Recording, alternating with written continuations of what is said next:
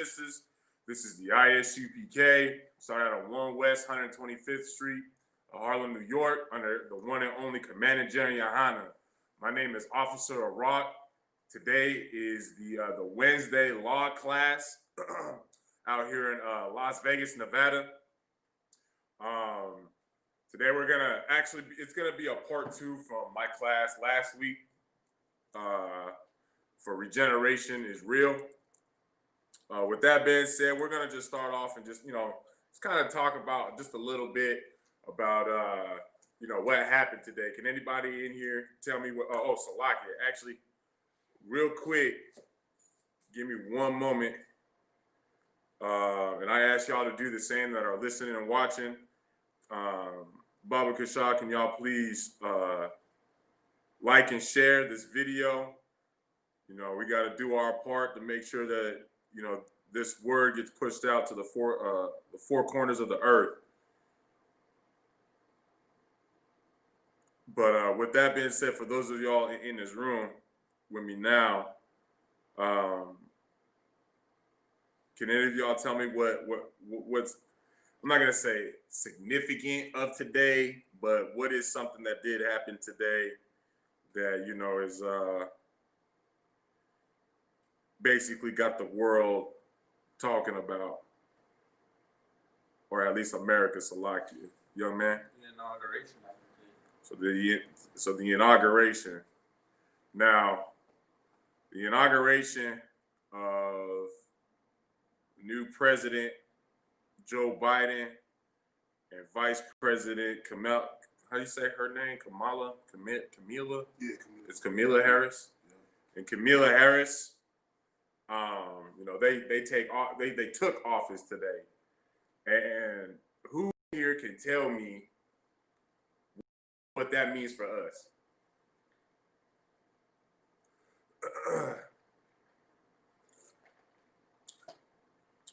What does us having a new president coming into office, what does that mean for us? And then not only that, but today is also, this is the first time in American history that not only is it a woman vice president, but to the eyes of the simple, those that actually don't, look into her genealogy, they believe that this is a black woman. So they're trying to, two birds, one stone it, kind of like how they did with the presidency. Because, Camila, whatever her name is, the vice president, she's not black. You understand? Her forefathers immigrated into Jamaica. That's from, I believe, East India. No, that's her mother. No, I think it's English. Somebody look that up, Baba Kashah. But young man, can you tell me what the significance is of us having a new, those two coming into office? I'm not sure. Okay. I'm gonna see if we can find anything online. With that being said, for those of y'all that are watching, I encourage y'all to,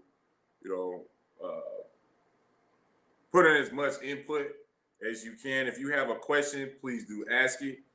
If you feel like you do have the answer, please, participate in the class. This class is for all of our learning. But since I don't see anything, I'll go ahead and give y'all the answer. And it's a simple answer. Absolutely nothing. That doesn't mean anything to what pertains to, Israel, the so-called blacks, Hispanics, and Native Americans. Now, can you tell me, young man, why that doesn't mean anything for us? Even though, there was this big, huge uproar down at Capitol Hill, all the so-called white people, outraged about, Biden going to be the president and whatnot. Why is it, how am I gonna put it?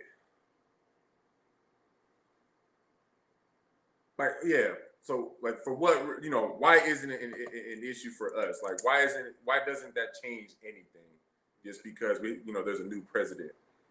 Because Esau is still in rulership. I mean, yeah, that's one. There's no difference in how it was before, really. Because they ain't gonna do nothing. They don't care for us in the first place. And you able to go all the way back to basically the Greeks and the Romans. Because mind you, because today is about regeneration.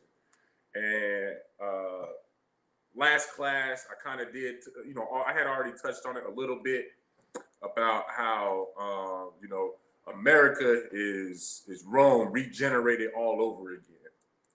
Regeneration is a little bit deeper than just you yourself come back with a new body. You still have the same the same soul, but you get a new body. And it's the same exact thing with these nations basically as well, where they came back. You got like I said, Rome, America is modern day Rome. So Rome fell. Rome got burnt to the ground. You know what I'm saying? They civilization, well, not civilization, but that empire burnt down. And but yet the people survived to continue, you can say that seed, but that spirit of Rome.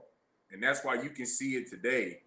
The Roman Republic, their war tactics. What else? What's another example that America does today that stems out of Rome?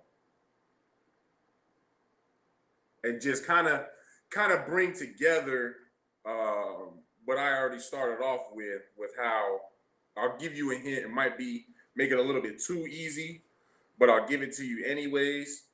How this new president, any president before, this president himself, and any president after doesn't make any kind of difference for Blacks, Hispanics, and Native Americans. So with that, if they have that same spirit, what is something that came out of Rome and is here, living and breathing again in America?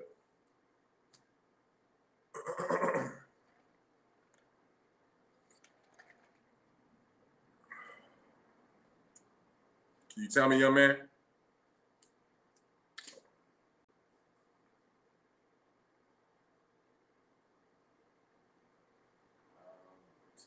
Homosexuality is still around. I mean, okay, yeah, homosexuality is one thing that came out of that. That is actually that's part of Roman culture. Just to say real quick, for those of y'all that didn't know, part of the culture, the white man's culture in the first place, in Rome, was they basically only had their women for procreation purposes, basically just to continue their bloodline, to continue their people. You could take somebody like Alexander the Great. He had a wife, and I don't remember how many kids he had, but he had a wife and kids. But his actual lover, the one that he laid up with and in love, was a man. It was actually one of his top generals. I can't think of his name. I really didn't get that far into it, but you know what I'm saying. That's part of their culture, is being homosexual. But you're right. But there's something more in specific that I'm looking for.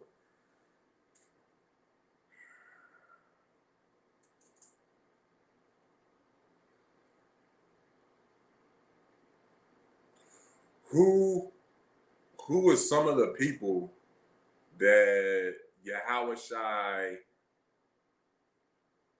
was coming up against? What empire was Yahushua coming up against in the New Testament? What empire was that? It was the Roman Empire. Now, do you think that the Romans loved the Jews? Do you think the Romans loved Yahushai? No.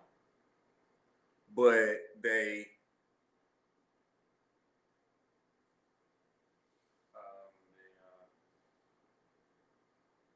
you could use today as a reference to what even happened, what was going on then. They acted like they did. How they acted like they loved Yahushai?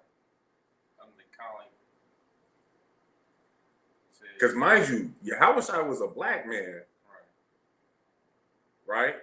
And the Romans, those that the actual Romans, the Roman people, not by citizenship, but those that actually established Rome to be Rome, to what it is, what it was as that standing republic, Republican empire.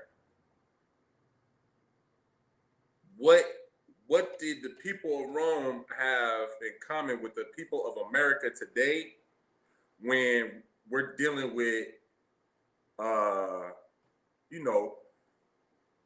basically Rome to Yahushai, and today you got the ISUPK here in America, where we carry, where we bringing out the spirit of Christ.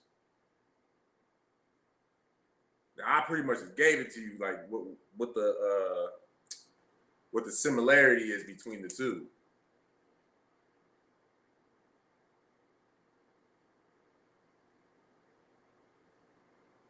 So did Rome love? Do you think that the Romans loved Yahushai?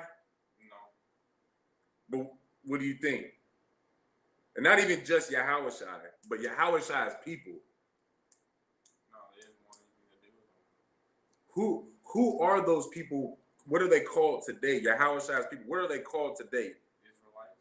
Okay, we are the Israelites. Blacks, Hispanics, and Native Americans. Right. Yahushai's people is the blacks, Hispanics, and Native Americans, so-called. So if those are his people, how do you think that the Romans viewed and looked at the Israelites, the blacks, Hispanics, and Native Americans at the time of Rome in comparison to today? Do you think that anything has changed? No. Hell, I mean, even the way that they elect their officials back there at the time of Rome is the same exact way as today. They basically held on to that tradition, and it's damn near a family tradition for Esau to hate the black, Hispanic, and the Native American man today as well. They can't stand us. They can't stand it when the ISUPK is out there. We out there doing our thing on Saturday, doing camp, and we speaking against them like Yahushua did. They hate us for that. They hate us for too many doggone things. Ultimately, because as an Israelite, you the salt of the earth. You better than everybody, anyways. Esau just jealous when it really comes down to it. But that's something that has been going on for generations. All the way back to the biblical days, all the way to today. Now, why? In one word, why?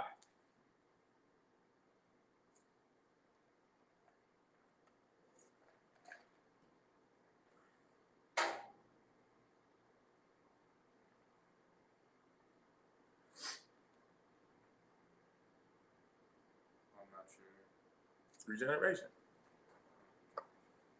Because they've been regenerated. Like I said earlier, you still have the same soul.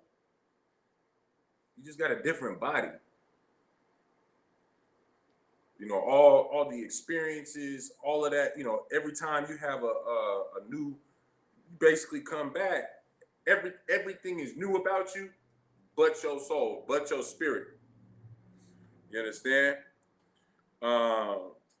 So, with that being said, like my point with bringing that out in the first place is just the fact that, all throughout history, when the white man is doing, the so-called white man is doing his thing, whether it's in American history, Roman history, Greek history, what have you, they've always maintained that same spirit. And that spirit has never been to benefit so-called blacks, Hispanics, and Native Americans. Even though that we want to cling on to them so much and love them so much, they don't do nothing for us except for kill us, kill our men, children, and women. Look at Tamir Rice, Breonna Taylor. The women and the children, they have no love for us. For anybody to believe and think that Joe Biden is going to be any different just because she got a fake black vice president right next to her, whom of which is, if you look at her track record, she locked up a lot of brothers. And what was that? In between 2010, 2014, I believe it was. I could be wrong, but around that time frame, locking brothers up. As a matter of fact, so did Joe Biden as well. But, again, we want to forgive all the other nations. You know what I'm saying? So we're going to go into some scriptures. Does anybody know what scripture I left off at last week? No sweat. Okay. We're going to start off. You know what? We'll just start off from Psalms 104, chapter 104, verse 28. We'll start there.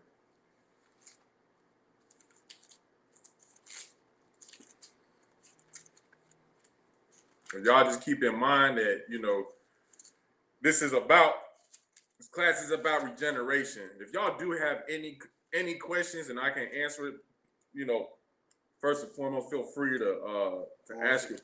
Salaki? The book of Psalms, chapter 104, verses 28 to 30. Oh, wait, you know what? No, not that one. Salaki. That's not the one. I believe it's actually the Matthew one. Let me look. Salaki. 22.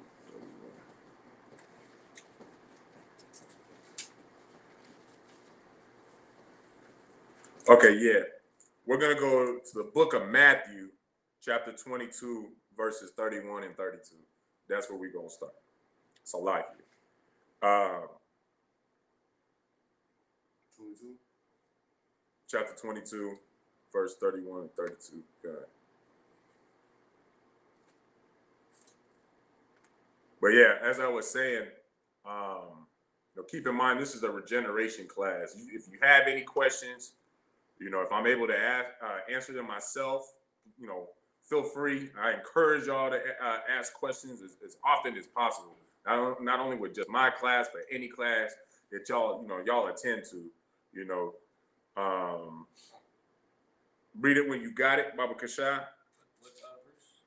Matthew chapter 22, verse 31. But as touching the resurrection of the dead. Okay, so like I said, we're going into regeneration.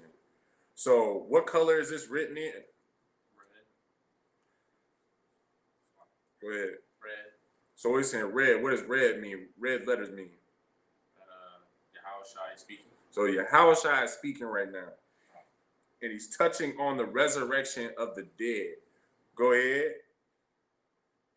Have ye not read that which was spoken unto you by God, saying? So already he's like, okay, have you not read what God basically told you? So we, pay attention to that. Hold on to that. Read on.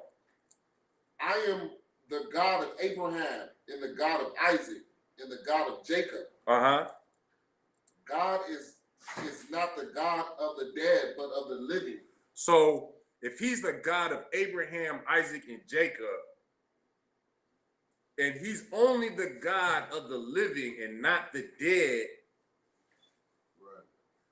What is that in itself insinuating? Do you know, young man? God only deals with the living. So he only deals with the living, right? But is Abraham, Isaac, and Jacob here on earth right now, walking this earth right now? Yeah, through regeneration. No, exactly. Through regeneration. So because of regeneration, they may not have the same name of Abraham, Isaac, and Jacob, but through regeneration, they are living and walking on this earth. You know what I'm saying? We're going to drop that and go to Galatians chapter 4, verse 4 through 6. And then I'm going to, let me get there with y'all. Baba Kasha. All right. Chapter 4, verse 6. Kind of a con, sir. Wow. I got it. All right, give me 1 second to get there myself. You want me to get some soda? Oh, no, I'm to water. The water.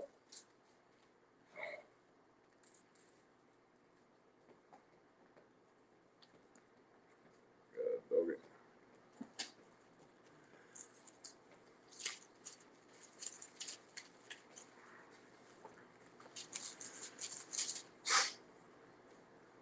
Okay, go ahead. Galatians chapter 4, verse 6. No, 4 through 6. Okay. So start 4, chapter 4, verse 1. Now I say that go down to verse 4. but when the fullness of the time was come, God sent forth his son, made of a woman, made under the law. So with that being said, God sent forth his son. Young, can anyone tell me what's his son's name? Go ahead, young man. No. We'll handle that later, all right? I thought you was going to answer the question. Do you know, young man? Yahushua. So it's Yahushua. So God, the Most High, sent Yahushua, right? Made of a woman. Okay, so already we started, step into the realm. Not necessarily step into the realm, but we about to clear something up with this whole immaculate conception that you homosexual Christians love to talk about, that Yahushua didn't have no physical a physical earthly father. Y'all basically try to teach and say that the Most High put his spiritual seed into the belly of Mary, which that in itself is technically adultery, if you think about it. And that's just ridiculous. All right. So Yahushua was made of a woman, made under the law. Who can tell me what that means by made under the law?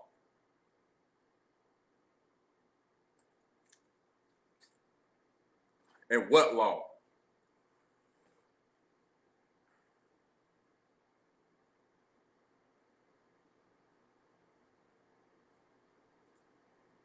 Young man, can you tell me? I'm not sure.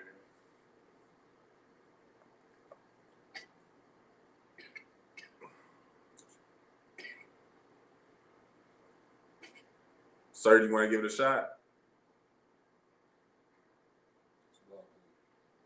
No, you too up.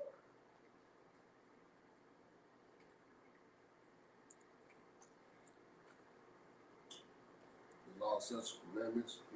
Right. The law of Moses. It's simple. It's the only law that we really worried about. Go ahead and read on verse 5. Verse 5.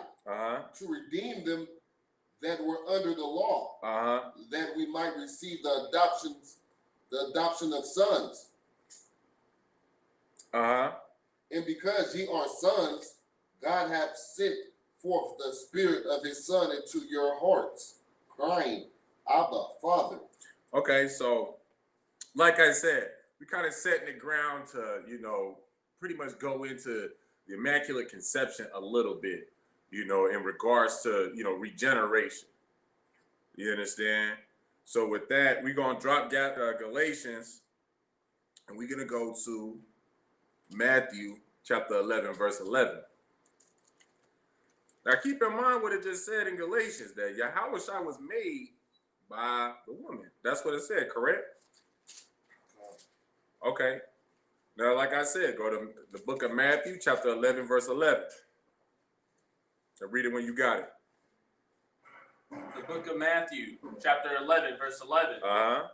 Verily I say unto you. Okay, so first off, verily I say unto you. Who's speaking right now? Go ahead. Yahushua. So Yahushua is speaking right now. It's written in red. We had the book of Matthew, chapter 11, verse 11. So Yahushua say, okay, so verily I say unto you. This is Yahushua speaking. Go ahead. Among them that are born of women. Hold on.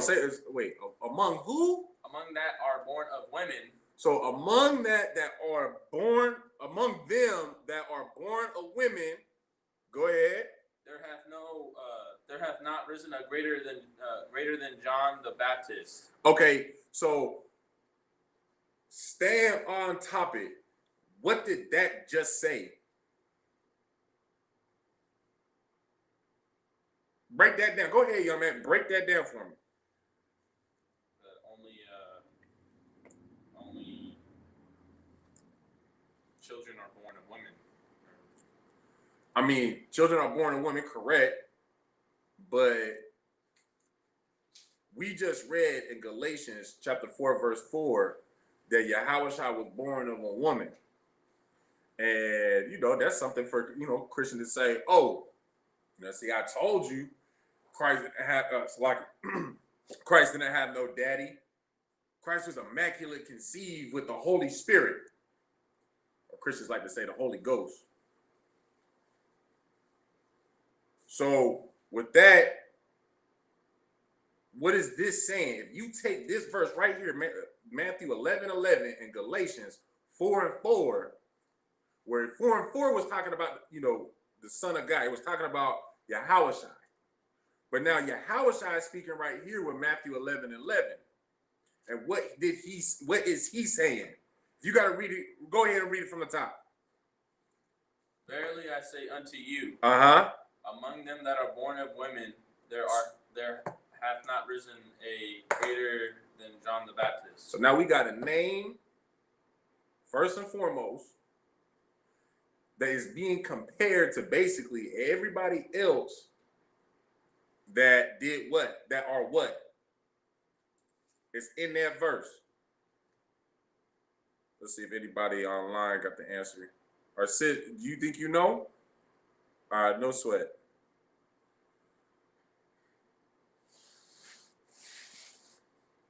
Break that down for me, young man.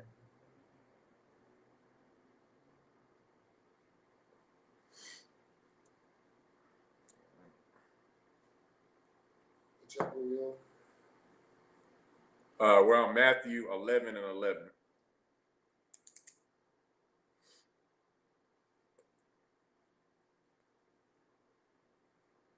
All right, look.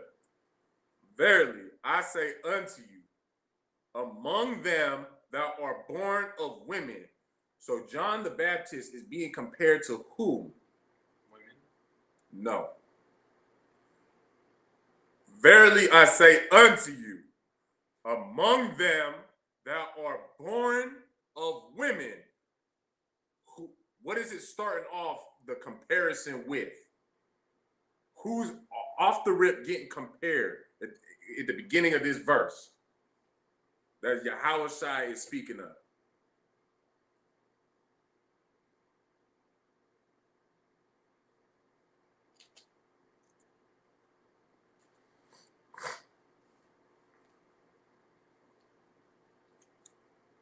Go ahead, sis. Among them that are born of women.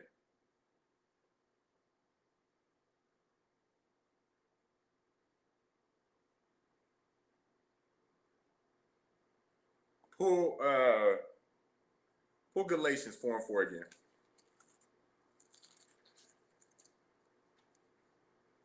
Since sis just got here, this might help her get some context as well. So Galatians chapter 4, verse 4. We're going to read that again.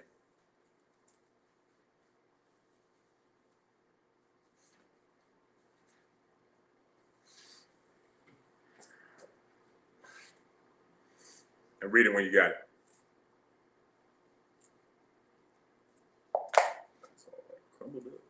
The book of Galatians, chapter 4, verse 4. Uh-huh. But when the fullness of time was come, God sent forth his son, made of a woman. Made of what? Made of a woman. Made of what? Made of a woman. Go back to Matthew 11:11 real quick.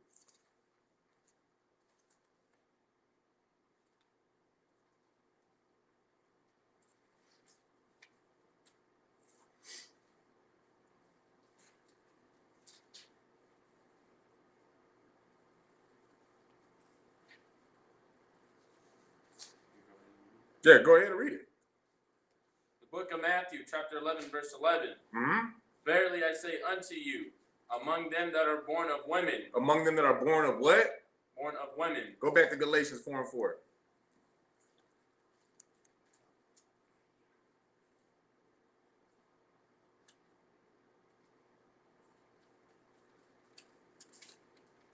I'm still kind of giving online a chance. Go ahead, sis. You think you got it? So is he comparing John the Baptist to himself? He is comparing John the Baptist, but not to himself. But what does Yahushua and John the Baptist in these two scriptures, what do they both have in common? Go ahead. They're both born from women. They're both born from women. Now, with that being said, because, Christian might try to say that Galatians is talking about, it is talking about Yahushua being made of a woman. And they try to say that, that's something for immaculate conception. Is Matthew 11:11 saying that John the Baptist is born of immaculate conception as well? So what is the comparison being made? It's not that Yahushua, you own it though. Go ahead. How they were conceived, at least? Who? I guess I would say, I'm assuming children of Israel, how they're all conceived. I mean, hey, I'll take that. Give the sister a hand. It's everybody among them that are born of women. Were you not born of a woman? Was he not born of a woman? Was he not born of a woman?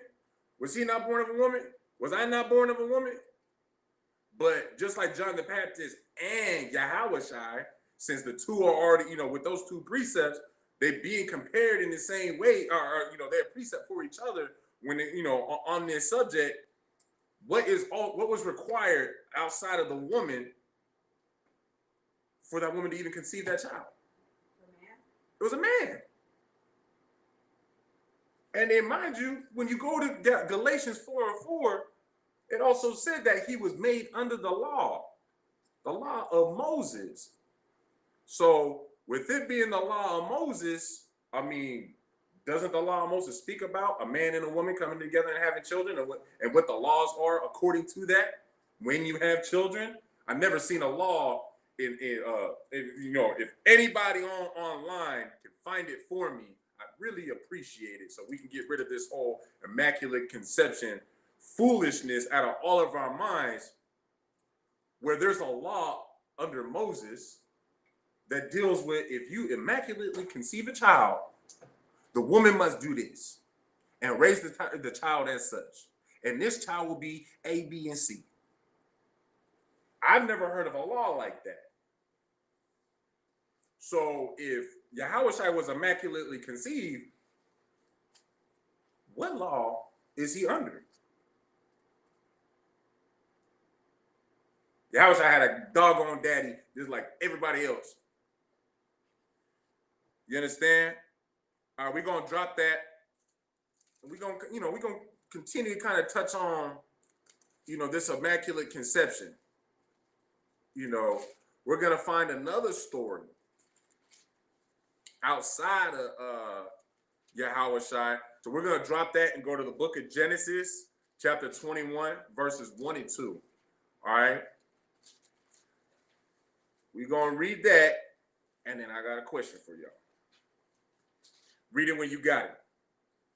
The book of Genesis, chapter 21, verse 1. Uh-huh. And the Lord visited Sarah as he had said. Uh-huh. The Lord did unto Sarah as he had spoken. For Sarah conceived and bare Abraham a son in his old age, at the set time of which God had spoken to him. Who can tell me off the rip, just reading them 2 verses, what has a very, very similar a similar story to that? Young man, can you tell me? Reverse, go back. Okay, so verse 2 is, is explaining what the Most High came to Sarah for. So what? Read it from the top. Go to verse 1. And the Lord visited Sarah as he had said. So the Lord had told Sarah, I'm gonna visit you. Right? Go ahead. And the Lord did unto Sarah as he had spoken. And what did he do to Sarah that he had spoken? He visited her, like he said he would. Now read verse 2. For Sarah conceived and bare. So off the rip, who else did the Most High visit as a woman? Yeah, man, go ahead. Mary. Right. The Most High had visited, an angel had visited Sarah and Mary. Just because it says the Lord, what y'all gotta also understand as well, that first and foremost, the Most High way too doggone big to even come onto come on the earth in the first place. First and foremost. Secondly, because of rank and order, when the Most High sends an angel to go and do something, of course, he sends he orders an angel to do something, right? When that angel goes and executes that order, it's in the name of the Most High. So basically, they go and execute that order as if the Most High did it himself. It's basically like what we do here in the ISUPK. Commander General Yohana orders myself to go and do something. I'm supposed to execute that order as if it was Commander General Yohana himself, to the T. So with that being, so that's out the way. This is an angel in both scenarios, and we will get in on more details on Mary. But that angel came and visited Sarah just like an angel visited Mary. But why doesn't anybody say that the son that Sarah conceived was immaculately conceived? It's the same exact thing, isn't it? Read verse 3. And Abraham called the name of his son that was born unto him, whom Sarah bare to him, Isaac. So the angel came to Sarah to, follow through with what he had said he would do. I'm gonna help you bear. I'm basically going to bless you so that you can have, you can bear a child. We're gonna, I'm gonna open up your womb so that way Abraham can go into you and plant a seed. And that seed grew up, was conceived and was born and named Isaac. I mean, why don't the Christians talk about how, Isaac was immaculately conceived? Although it's a whole breakdown in itself, but just for the sake of the topic in the first place, Isaac is Yahushua. Isaac regenerates in time to become Yahushua. And the funny thing, the crazy part about it is the same story. From the Old Testament going into the New Testament. You know what I'm saying? So we're going to drop that And like I said, we're gonna get more details on the story of Mary. So we're gonna drop that. Go to the book of Luke, chapter 1, verse 32. We're gonna start on 32. Now hold on, because you might back up a little bit. Hold on.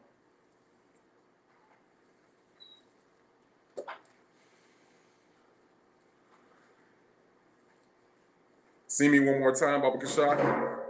See me one more time, Baba Kashah. We'll start from 28. Wait, no. We'll start from 27. We'll start from 27. Wow. Chapter 1. The book of Luke, chapter 1, verse 27. Okay. We'll start from 27. The book of Luke, chapter 1, verse 27.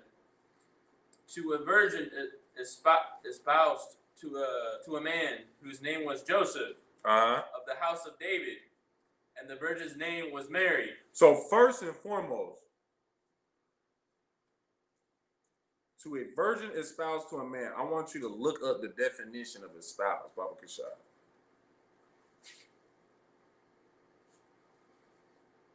Okay.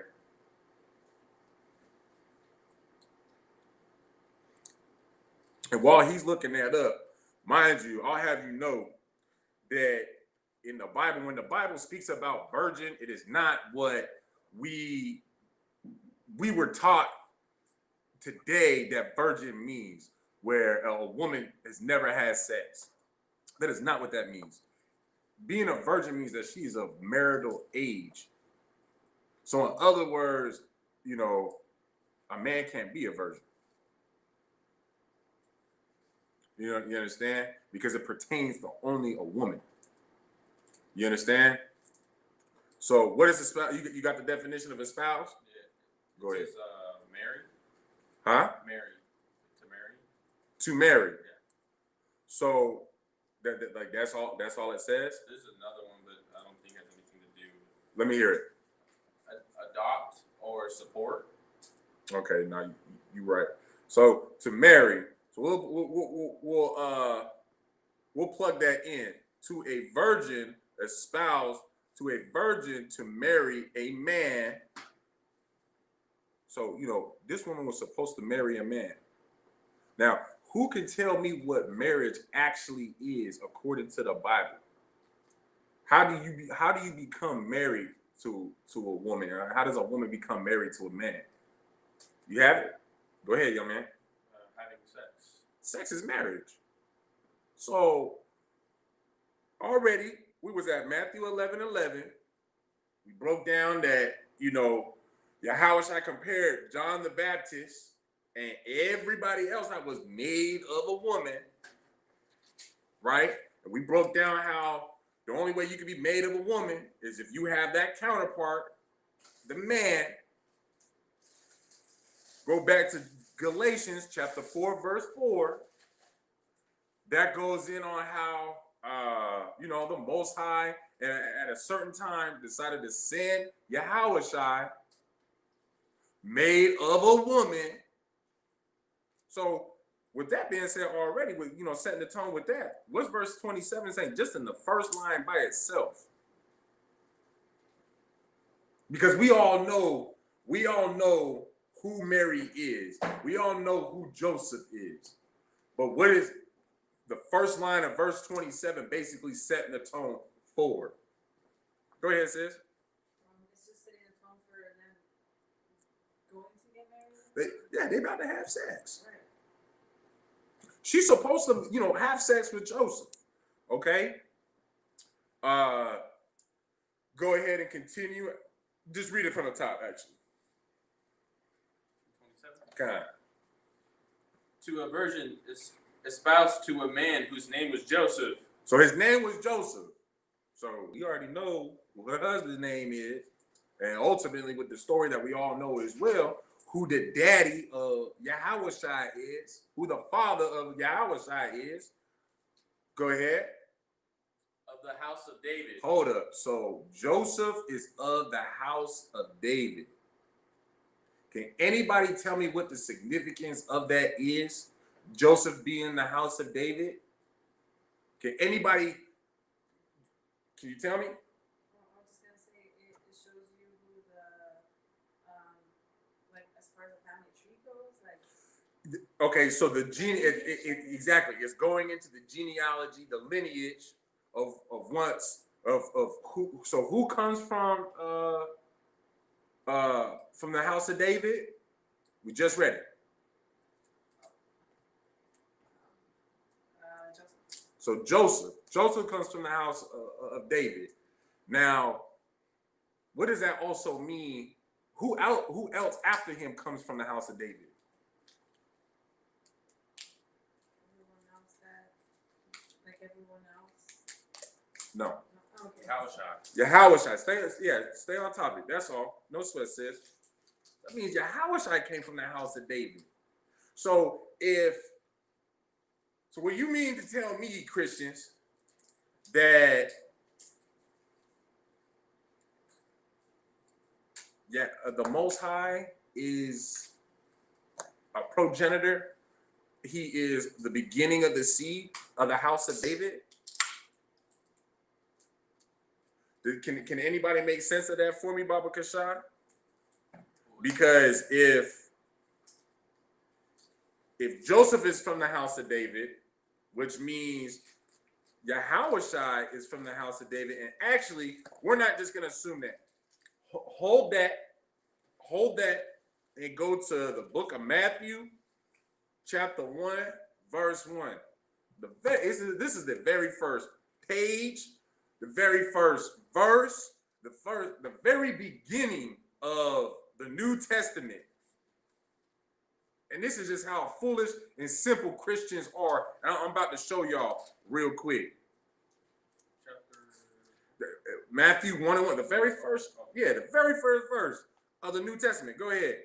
The book of Matthew, chapter 1, verse 1. Mm-hmm.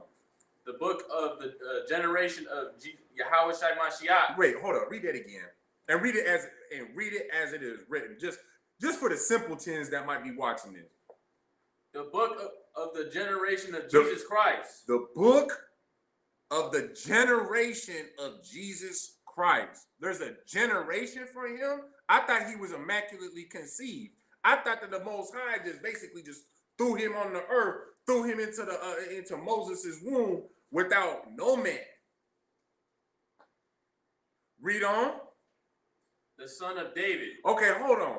How is Yahushua the son of David, though? Can anybody tell me?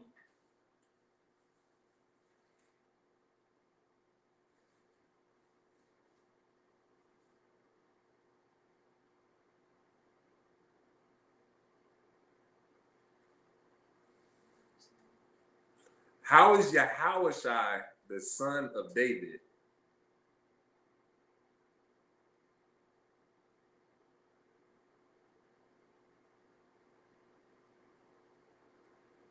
Go ahead. I was just gonna say unless he was already, that's when you said about regeneration, he was born again, that kind of thing.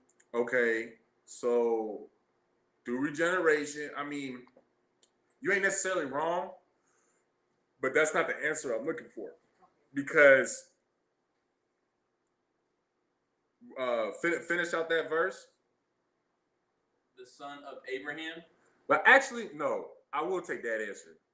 Because who was Abraham's son that was named Isaac? Oh, I just gave y'all the doggone answers. Salakia. My retarded self. Salakia. But yeah, so we already went over in what was it? Genesis 21 and 2, 1 and 2. On verse 3, actually, Salakia. On verse 3, the son that Abraham and Sarah had, his name was Isaac. And again, that entire breakdown with how who Yahushua returned back as is, that's kind of a little breakdown in itself. But it does pertain to this class because it is regeneration. So Yahushua also, so he was Isaac. He also came back as King Solomon as well. And who was King Solomon's father? King David. It's right there. Just like how Yahushua is about to be Joseph's son, he's also the son of David and also the son of Abraham through regeneration. Now, but there is another answer that I want on how Yahushua, what's another way that Yahushua is the son of David and the son of Abraham?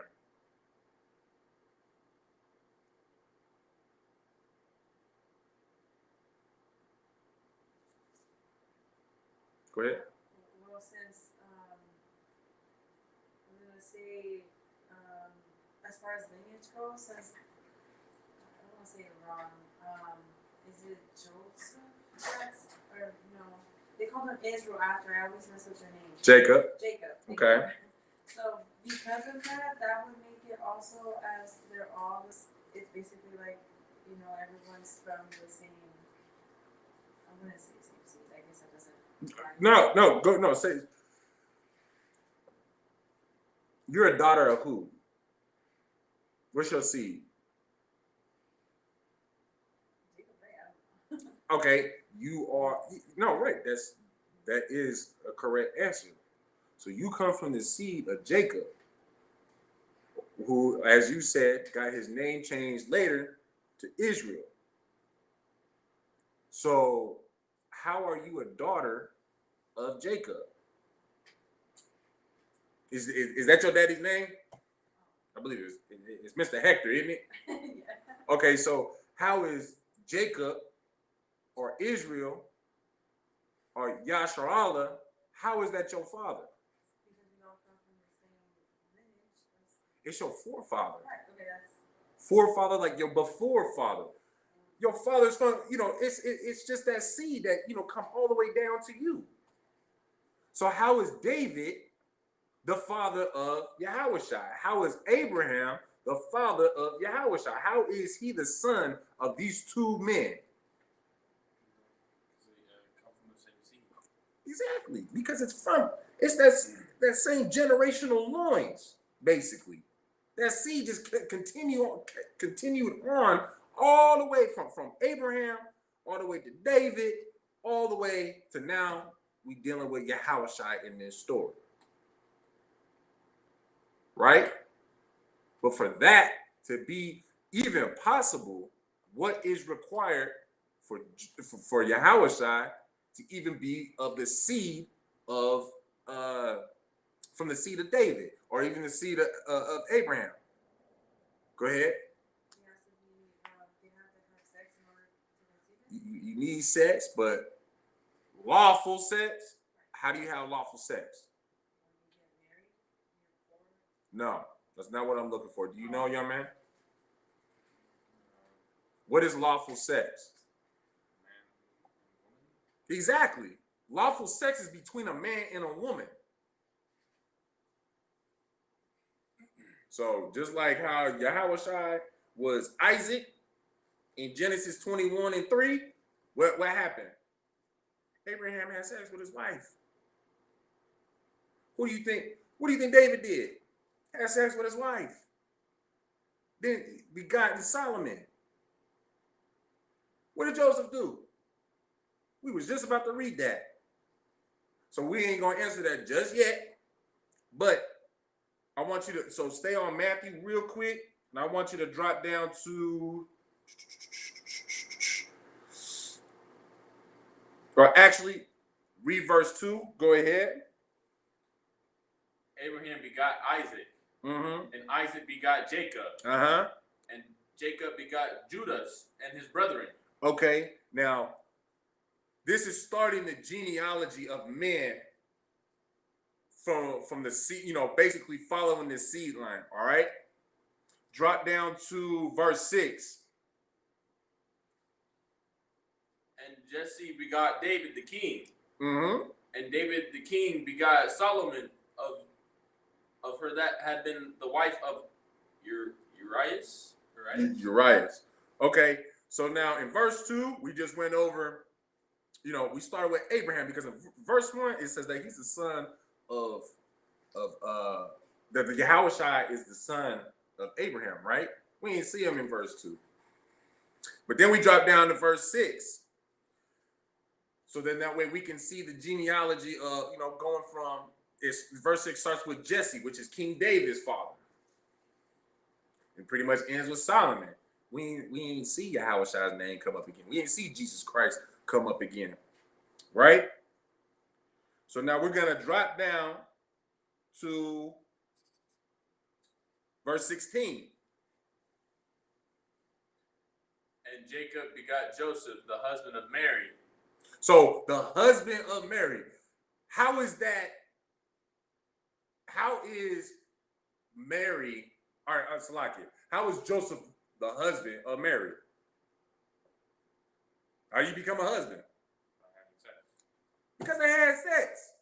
How do you think that you got all those other generations before we got to verse 16, first and foremost? How in the world do you even have all those other generations where they begetting sons? And I know, where they all begetting sons without a man and a woman? Isn't it one way that, you get a son is by having sex with a woman, a man having sex with a woman? I mean, like Salakia, I keep repeating myself with these types of things, but, immaculate conception is something that plagues our people because y'all want to follow these dum-dums in this Christian, in this Christian church. You know what I'm saying? So Jacob begat Joseph, the husband of Mary. Mary had sex with Joseph. Finish that out, Baba Kasha. Of whom was born Yahushua, who is called Mashiach. So they wasn't, they wasn't just engaged to each other and doggone, an angel just planted a seed in her. Did that little. I was like, you Christians, man, y'all some funny individuals. I'm just gonna say that y'all goofy as hell to think that anybody had, just an angel just came down, or even the Most High Himself came down and just said, "Hey, I'm gonna open up your womb, and I'm gonna give you a baby from me." That's foolish. Y'all don't read the Bible, nor do you even know the Bible. Y'all ridiculous. You goofy as hell. You need to sit the hell down and get in class and come on and learn from Commander General Yohana is what you need to doggone do. All right. So now go back to we're gonna go back to the book of Luke in chapter 1, verse 27. We're gonna pick up from where we was just at. Read that from the top, Baba Kashad. The book of Luke, chapter 1, verse 27. Uh-huh. To a virgin espoused to a man whose name was Joseph. Right. Of the house of David. So Joseph's from the house of David. We just went through the genealogy of Christ. So if Joseph is from the house of David, aside from Christ, because Christ did have brothers, I believe he had brothers and sisters, I believe. Don't hold me to it though. I'll do, we'll all do some research together. But everybody that, all of his brothers and sisters that Yahushua had, what house do they come from? What lineage do they come from? Tell me one of their fathers aside from Joseph. Go ahead. Abraham. Give me another one. Give me another one. Israel. No, Jesse is right. David's forefather, or David's, his what is maternity father? I think that's what the word is that I'm looking for. David's father.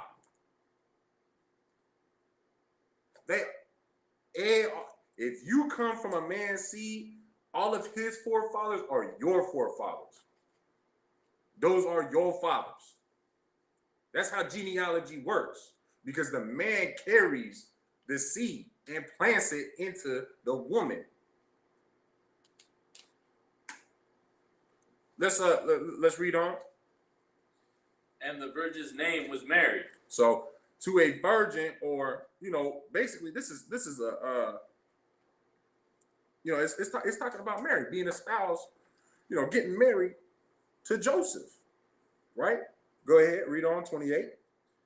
And the angel came in unto her and said, Hail, thou that art highly favored. The Lord is with thee. Blessed art thou among women. Okay. The angel's letting her know. Like, the angel basically came to her and just like, yo, look, check this out. The Most High's got, you got favor with the Most High, right? Like, you are blessed among all women. Read on.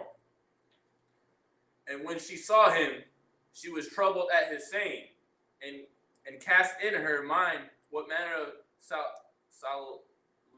salutation this should be. And the angel said unto her, Fear not, Mary, for thou hast found favor with God. So, Mary's a little afraid. She may, she tripping out like, there's an angel right here. Like, the hell? I don't even, she basically didn't know what the hell to do. And the angel sounded like, man, like, hey, Mary, chill. I'm here to let you know, like, you ain't got nothing to fear. Man, you got favor by the Most High. Read on. And behold, thou shalt conceive in thy womb, and bring forth a son, and shalt call his name Yahushua. How do you conceive? Sex. Raise your hand next time. But yeah, through sex, you cannot have conception. You cannot conceive a child without sex. So this nonsense that they be teaching in the Christian church, like, this is one of the very many reasons why y'all need to come out of these freaking Christian churches.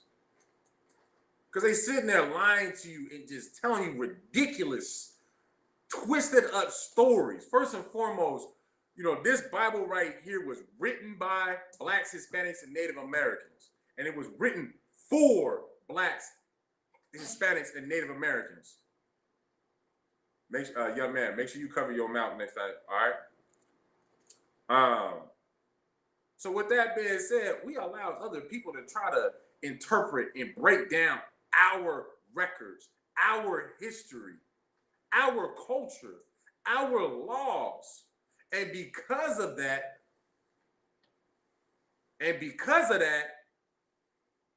now all of a sudden, it's okay to eat pork. It's okay to be a queer homosexual. It's okay to, do all.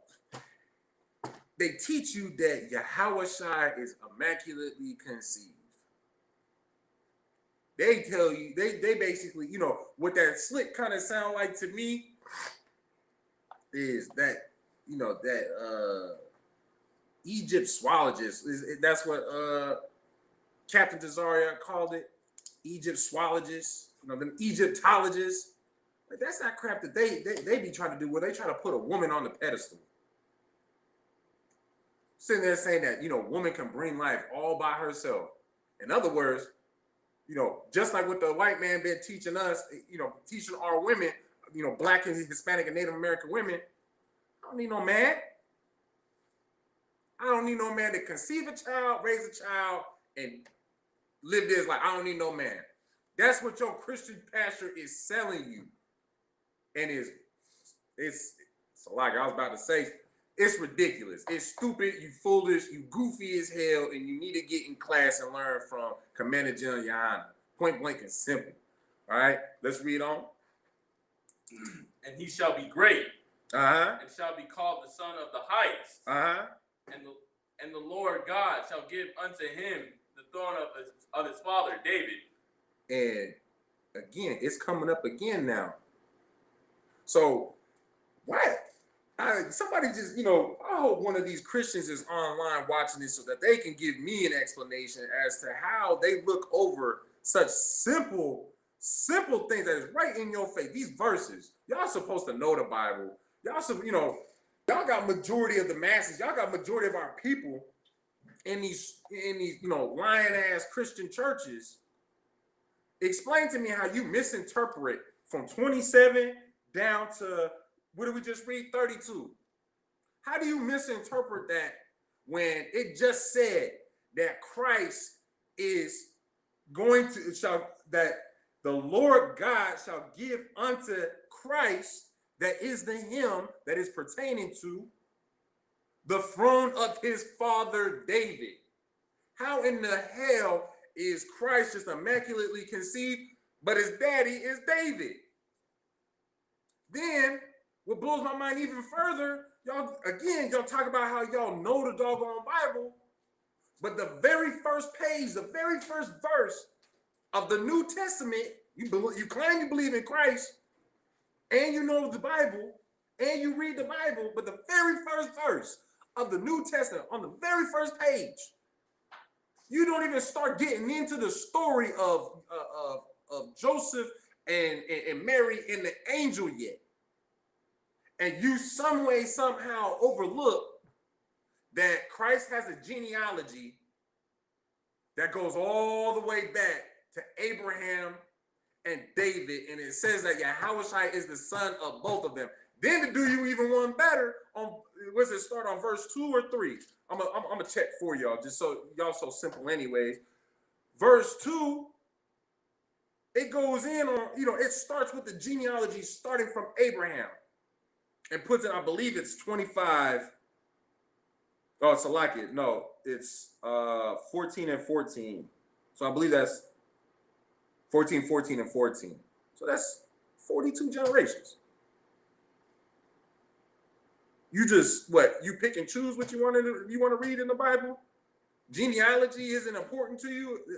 Y'all want to go and do your DNA test and find out where you come from, but when you can get genealogy right in front of you, right in this, this book, these records that you claim that you believe in the first place, you want to look over that, but you want to believe in, your oppressors, these doggone devils who sit there and say, hey, I got a test that'll tell you where you come from, which is flawed as hell. There's no way to, mind you, I want y'all to all know that there's no way to prove that those test results are accurate at all, because each and every single company uses a different algorithm to come up with the results to tell you where you came from.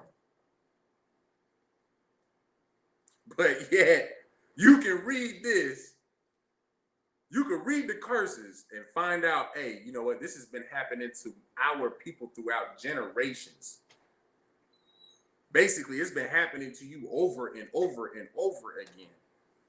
Because the theme is regeneration. So every time you come back damn near, because, Israel's so doggone hard-headed, we keep on, disrespecting the Most High and falling from the law, statutes, and commandments, and he's got to lay it down on us and put them curses on us.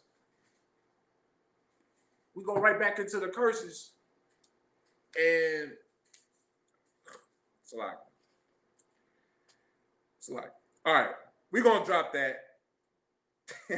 We gonna drop that. Y'all silly. Oh, that's so lucky. We're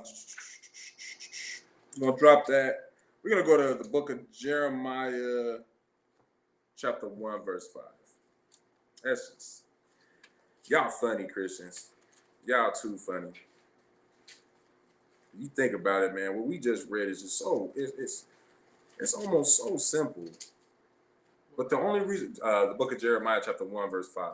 The only reason why it's difficult and hard for y'all to understand and comprehend is because y'all don't want to read, and you don't want to read for yourselves. You don't want to learn for yourself. You just want to be told.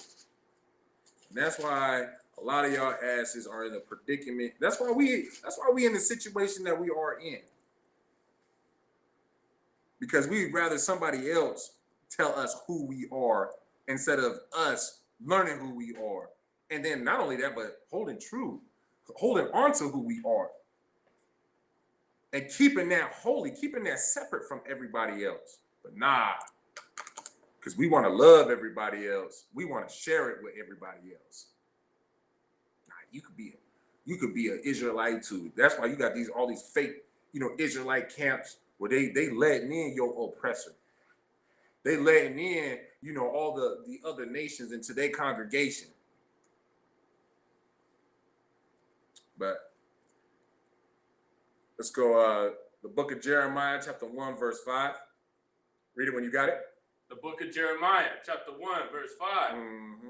Before I formed thee in the belly, I knew thee. So, you know what? Go ahead and finish that. Go ahead. And before thou camest forth out of the womb, I sanctified thee. Uh-huh. And I ordained thee a prophet unto the nations. Young man, can you break down that first line for me, Baba Kashar? What does it mean? What is the Most High saying? Because this is the Most High, all right? How does the Most High, before we are formed, how does he know us? Before we were formed, how did he know us?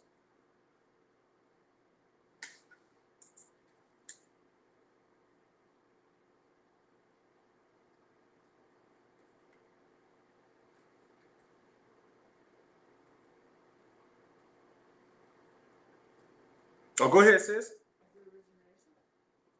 Get a sister a hand. Regeneration. Because you already been here. I already knew who the hell you was. So when you go back into the womb, and you know what, if I may just real quick, that's basically your answer to, that question that, everybody has such a hard time with, but it's a fun discussion to some people. What came first, the chicken or the egg? Can anybody tell me what came first, the chicken or the egg?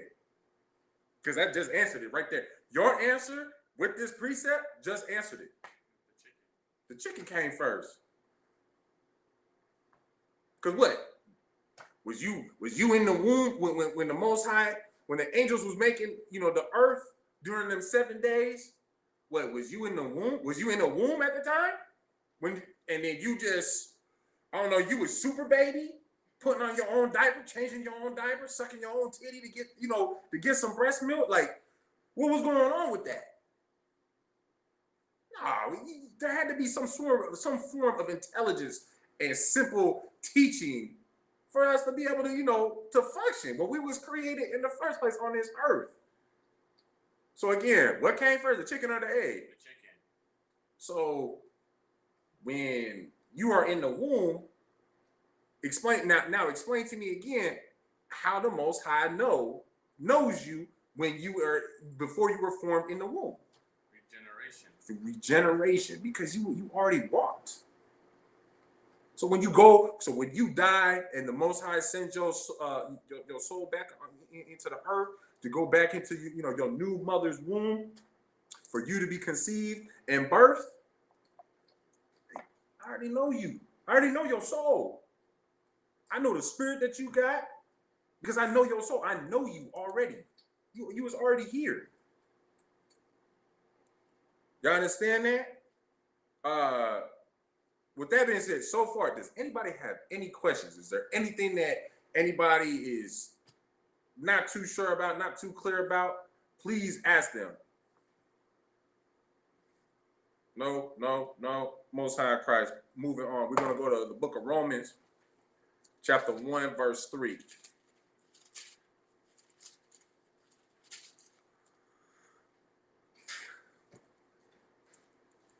Now, mind you, we kind of go, back and forth with, emphasizing on Yahushai, because Yahushai is an excellent example for everything, if I may, first and foremost. But just his story, or not his story, but, regeneration with him, everything with him. Basically, you can, through with Yahushai's stories, his experiences, the things that he said, his parables, we can actually, gain those understandings. Go ahead. What was the chapter? The book of Romans, chapter 1, verse 3. I slick should have read this one before Jeremiah, but like I said, kind of back and forth with things. Keeping it as a railing for y'all to hold on to as we continue. Go ahead. And when you read when you got it. The book of Romans, chapter 1, verse 3. Uh-huh. Concerning his son, Yahushua Mashiach, our Lord, which was made of the seed of David, according to the flesh. Oh, made by the what? The seed of David.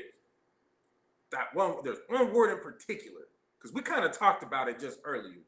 What do you think that one word is that I want you to say again? Seed. It's a seed. So let's revisit that question again, since it came up again multiple times throughout this Bible. Starting with the very first book, the very first page, the very first verse, mind you. It brings up on how Yahushua is the son of David. And so to be the son of David, you have to be the what? Sis? The seed.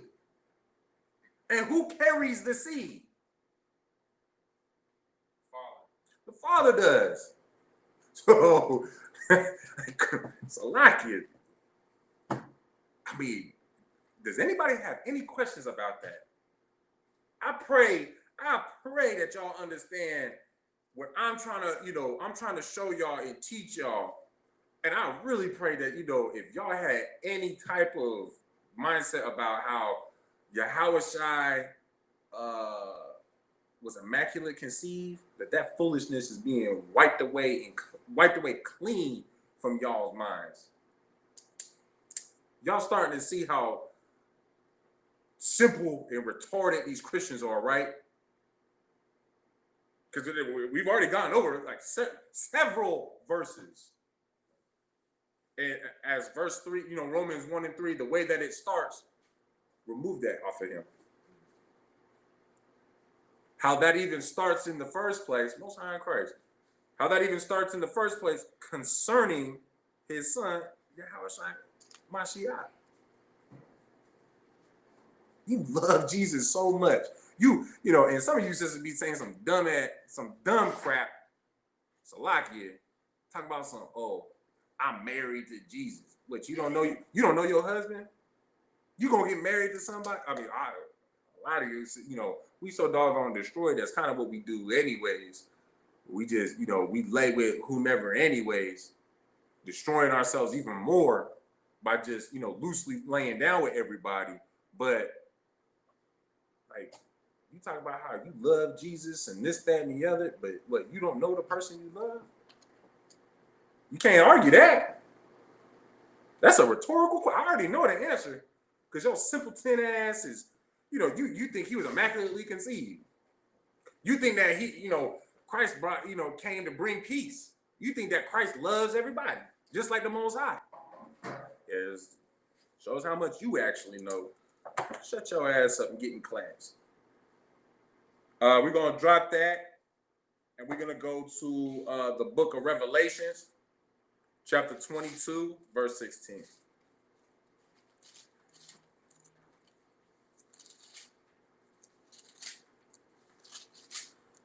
You understand?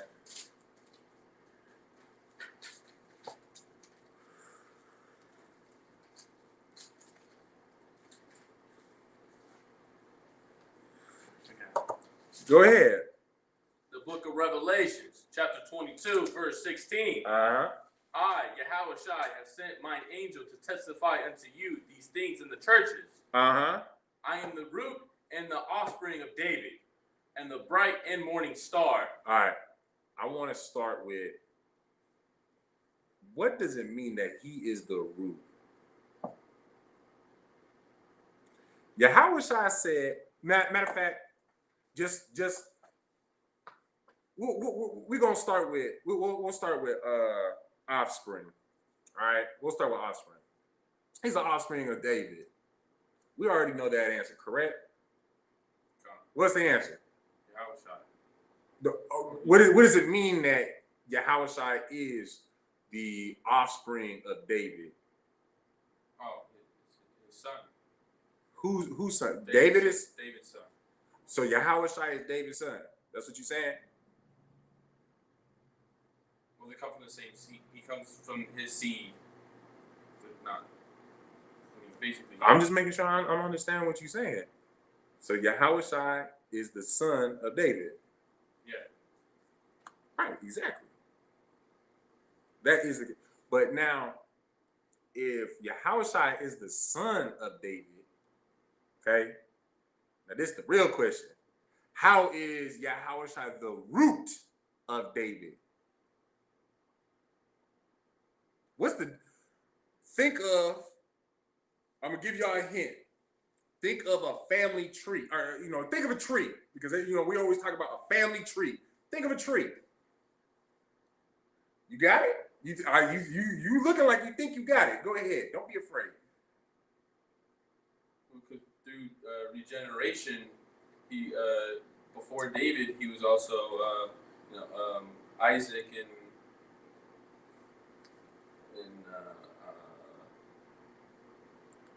he's Isaac, yeah.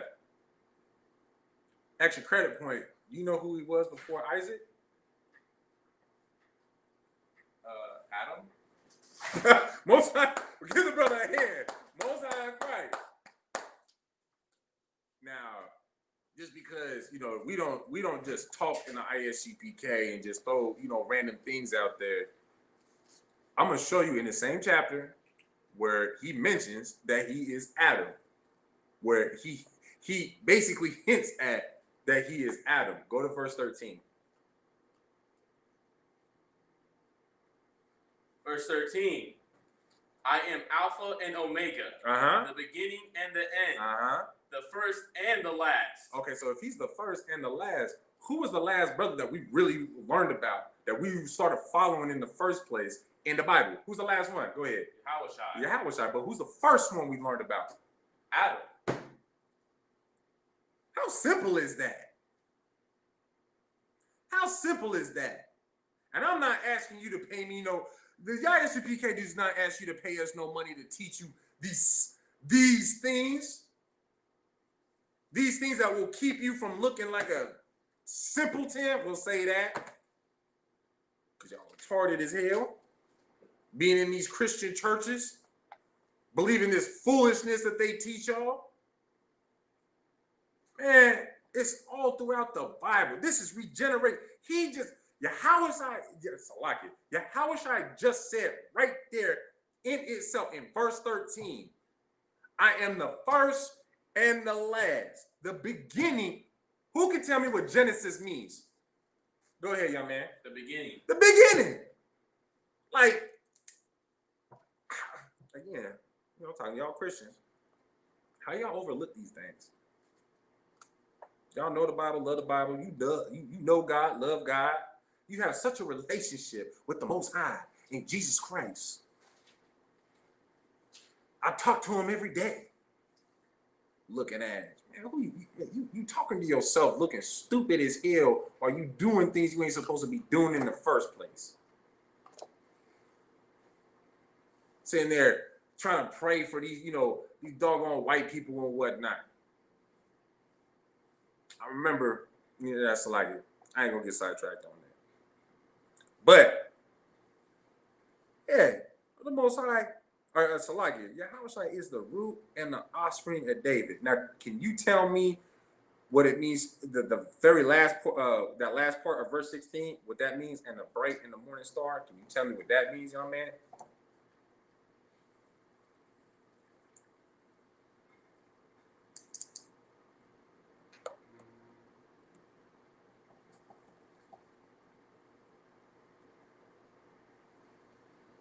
Can you, sis? Anybody online? Y'all think y'all got the answer? Baba Kashai, like I said, feel free to participate. See me one more time, Baba Kashai.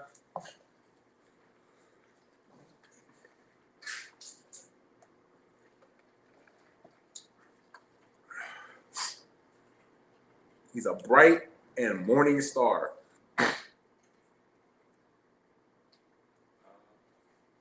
What is a star? What does a star do? The water.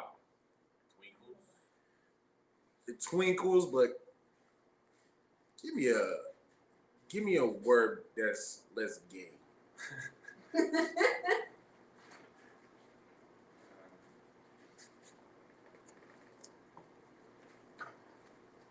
Shines. A star shines. So he is the bright. So a star shines. He shines bright. He's the bright and morning star. Basically, that's saying, you know, he is the star of this Bible. Think about it. He was the very first man to even be mentioned in the first place in Genesis, in the Bible, in the beginning. He's the very first one, right? The story begins with Adam. It begins with Yahushua. It even ends with Adam. It ends with Yahushua. And you also see him in the middle as well, right? And each time that you do see him, he does something great and extravagant. I mean, hell, he was Adam, he was Yahushua, he was Isaac. I mean, Isaac is the father of, you know, the father of the, you know, the 12 tribes. Isaac was part of, you know, the whole, Isaac gave the blessing that we have today. That we are not that we have today, that we are basically working on obtaining, which is the, you know, to be able to have the kingdom. Isaac gave that blessing to Jacob. Now, what's significant about King Solomon when Yahushua was King Solomon?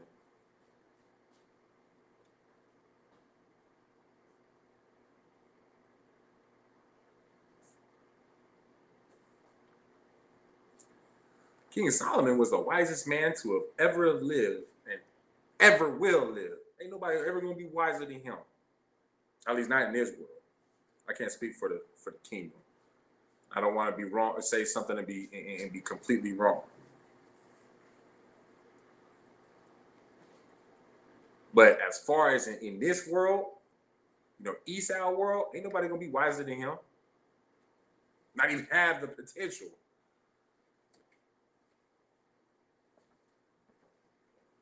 And then we have Yahushua, where Yahushua, you know, he basically, Yahushua, the one who loved us so much, loved you so much, black man, Hispanic man, and Native American man,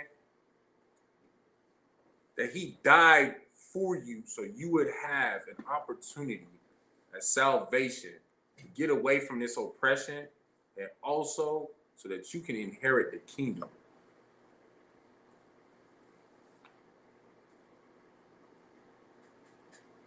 I mean, tell me anybody else in the Bible that shines brighter than that, than all of that. Sure, you know, you got somebody, you know, you got the brother Job, who, you know, he was perfect and upright and endured some things like Yahushua did. But I mean, did Job die for the nation like Yahushua did? I mean, just following Christ's story, following Yahushua's story, you learn that, you know, when you die, there ain't some mystical place you go to where you ain't got to worry about pain and, you know, you just happy all the time. It's a lie. If I may, just as a side note, when I was a child, I remember being taught that because my mother's side, you know, they was Mormons. And so, you know, I pretty much knew the Mormon doctrine and whatnot coming up. When they told me that when I die and I go to heaven, that basically the only thing I will know is just happiness, that honestly bothered the dog shit out of me. That bothered me to no end. That I would only know one emotion, just happiness. You know how lame that is? You can't even appreciate being, you know, and I was like 8 years old and I understood this. You can't even appreciate being happy if you don't know how to be, if you've never been sad. You can't appreciate the riches that you have if you have never been poor. That's also part of the reason why, you know, what's that Amazon dude? No, we'll say Bill Gates because I know his name. You know, Bill Gates keep on accumulating all that money, and that devil ain't ever gonna spend all of it. He ain't gonna get close to spending all of it. If he were to shut down all of his businesses, take no royalty, and just for the rest of his life and his child's, you know, the inherit, whomever inherits his money, in both of their lifetimes, they will not be able to spend all that money. But they need more of it though. For whatever doggone reason, it's just something to have. I guess some people, everybody likes to collect something, and I guess his thing is collecting dollar bills. I guess that's what it is.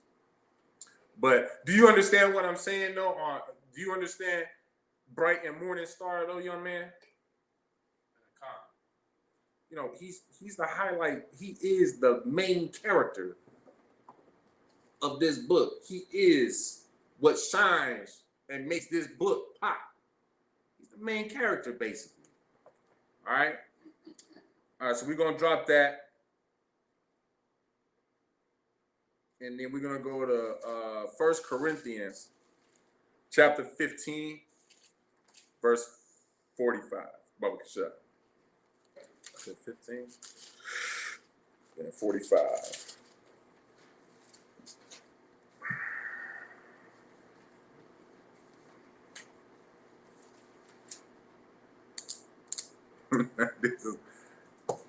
we about to precept what we just read with Revelations 22 and 13. Now y'all about to see that I ain't just misinterpret. The ISUPK don't misinterpret these precepts. We read precept upon precept, line upon line, here a little, there a little. What was the verse? It's 1 Corinthians chapter 15, verse 45. You know what I'm saying? And the ISUPK is the home of the truth. This is where you actually deal with the true prophets of the Most High. It's only in the ISUPK. You understand? Go ahead and read it when you got it. 1 Corinthians chapter 15, verse 45. And so it is written, the first man, Adam, was made a living soul. So now we referencing the very first man that became a living soul. Young man, can you tell me what a living soul is? Like me and you. Okay, so what's the difference between you and I and the next door neighbor? What's the difference between you and I and Esau? What's the difference between you and I and Moab? What's the difference between you and I and hell, even the brothers and sisters that are in the world? We are. What makes us? Why would we be considered a living soul? Because we're in the truth. No, pretty much. But give me a more specific answer than that. Go ahead. Because we follow laws, statutes, and commandments. So what makes us a living soul? Following the law, statutes. The law, statutes, commandments. Exactly. That's the answer. Because you don't know life, you can't even love and appreciate life unless you're following the law, statutes, commandments. Can you tell me why?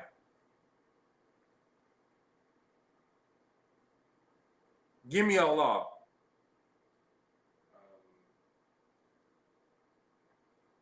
Or even give me a law, statute, and commandment. Give me one. Thou shalt not say the Lord's name in vain. Okay, I can't break down. That's a lot. Give me another one. Thou shalt not commit adultery. All right, you ain't supposed to commit adultery. If you love life, obviously you'll follow that, right? But if you don't follow that, what is that saying? You don't care. Okay, that you don't care about what? About life. You don't care about life, but why? Why is that? Why is it that that's what that's saying right there? Because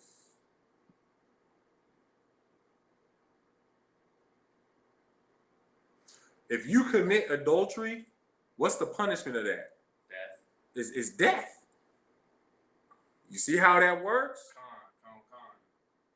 So I'll give you one and tell me why, if you do this, you don't like life.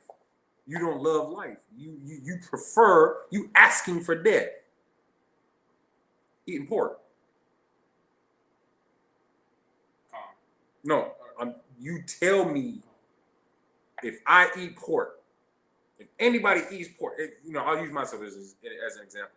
If I'm sitting there eating pork, why is it that that's basically telling the angels and the Most High and Christ that, hey, like, I don't really care for my life?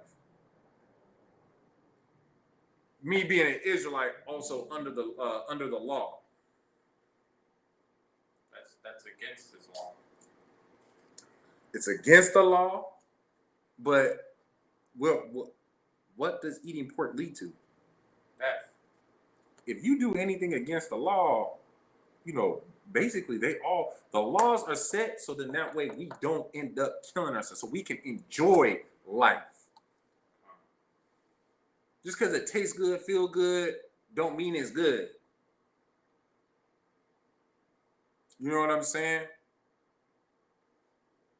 But when there's a law against it and you doing it anyways because, for the sake of pleasure is more important than your life. So that little, going back to adultery as you brought out, that little 5 seconds that you feel good that you get with that woman is worth more than your entire life that you can essentially have. Now, mind you, if we was in the Old Testament, the way that you go out, not only just you, but the person you committed adultery with, be buried up to your neck and get stoned to death with doggone stone, damn near bricks. Bah! One might knock you out, but the next one gonna wake your ass up and you're gonna have a killer headache. And eventually that headache is gonna kill you. With the stones, technically, but y'all get my point. You're gonna die in pain like that.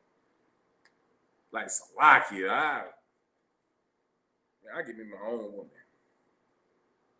Salakia, I'd rather just my own woman.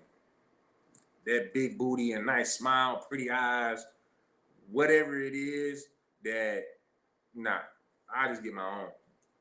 You can have that. Most High in Christ. I'm glad that that brother got that for himself. I'm gonna go get my own. Read on. The last Adam was made a quickening spirit. Repeat that. Say it clear. The last Adam was made a quickening spirit.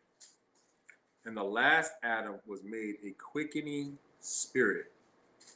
Now, who's the last Adam? Go ahead. Yahushua. And Yahushua had what kind of spirit?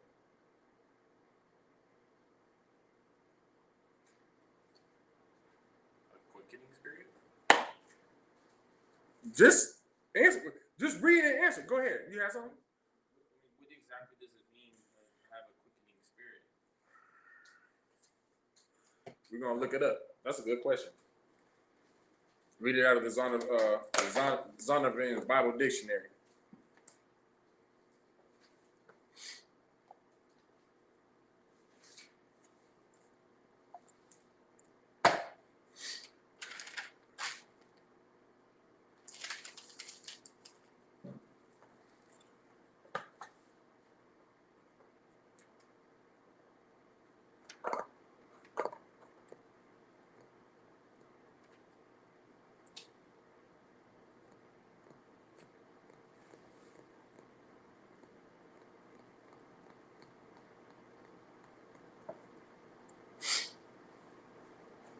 While he's looking for that, we're gonna move on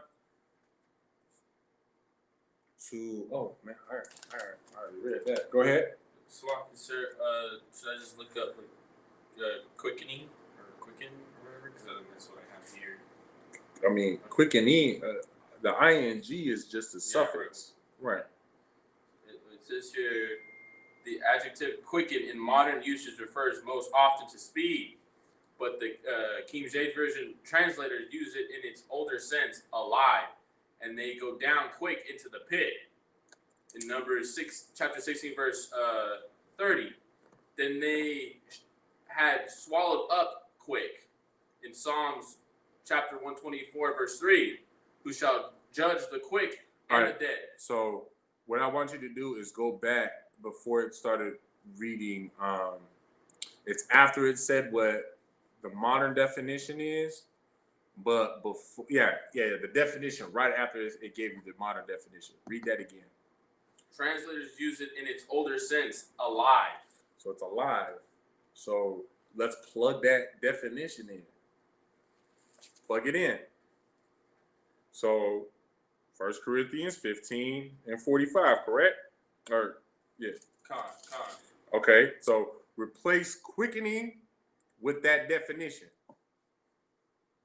The last Adam was made an alive spirit. How do how does that entire verse come together? That one verse, how does that come together? So read from the top of 45. And so it is written, the first man, Adam, was made a living soul. So the first man was made a living soul. Right?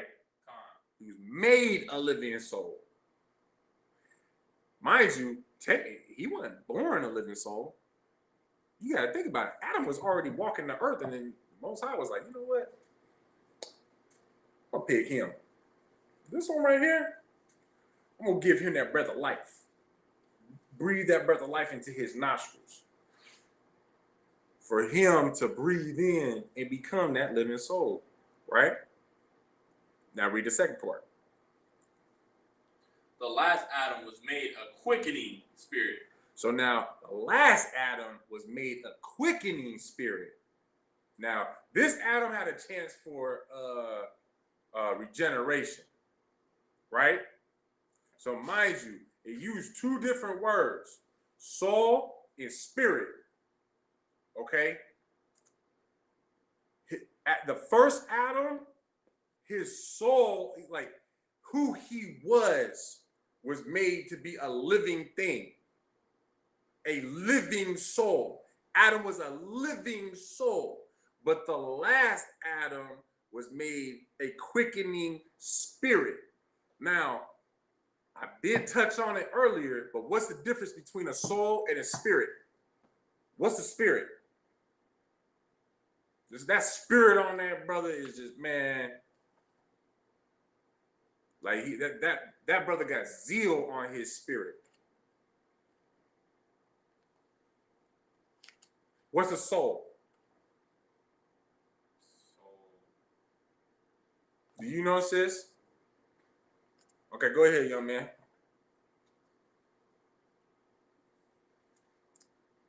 And see me one more time.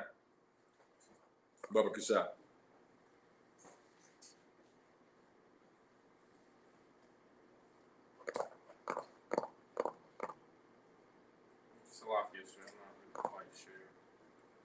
Okay. Salakia, sir, you want to try to give it a shot, sis? For either one, whichever one you think you can answer. Spirit would be like a vibe. The spirit is the vibe. Exactly. What's the soul? So if your spirit that you have is, your vibe, just kind of, that little feel that you give everybody, the feel basically, that little vibration for everybody to feel who you are. What's your soul? Who you actually are. Get a sister hand. The soul is who you are. So, in other words, read that from the top. Go ahead. And so it is written, the first man was made a living soul. So who he was a living person. His soul had life to it. One way to, another way to look at it is like, how when we play music, when we play jazz, when Israel played jazz, it's oh, that nigga got soul. He got life when he played, when he playing the saxophone or playing with, he's doing his part when he playing. That brother put some life into his music, right? Only Adam had that while he was walking the earth. Only Adam had that life. Now read that second part. The last Adam was made a quickening spirit. Now replace quickening with the definition you just brought out. The last Adam was made an alive spirit. So now he's got a spirit, he's got a vibe that coincides with who he is in the first place. In other words, that Adam, the beginning and the last, I mean, that's a real ass nigga. Through and through, that's a real ass nigga. Down to his soul, to his spirit, to who he, everything about him is real, through and through. His soul and his spirit match together. They mesh together.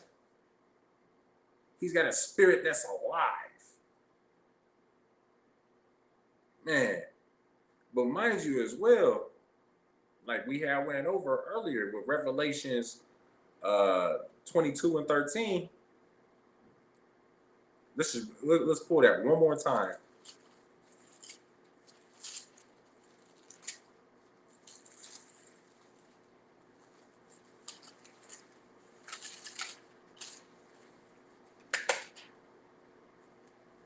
The book of Revelation, chapter 22, verse 13. I am the Alpha and Omega, the beginning and the end, the first and the last. Hold that.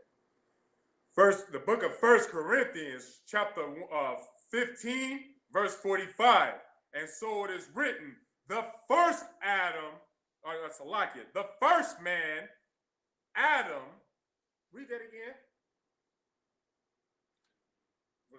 Revelation 13. I am the Alpha and Omega, the beginning and the end, the first and the last. The first and the last. And so it is written, the first man, Adam,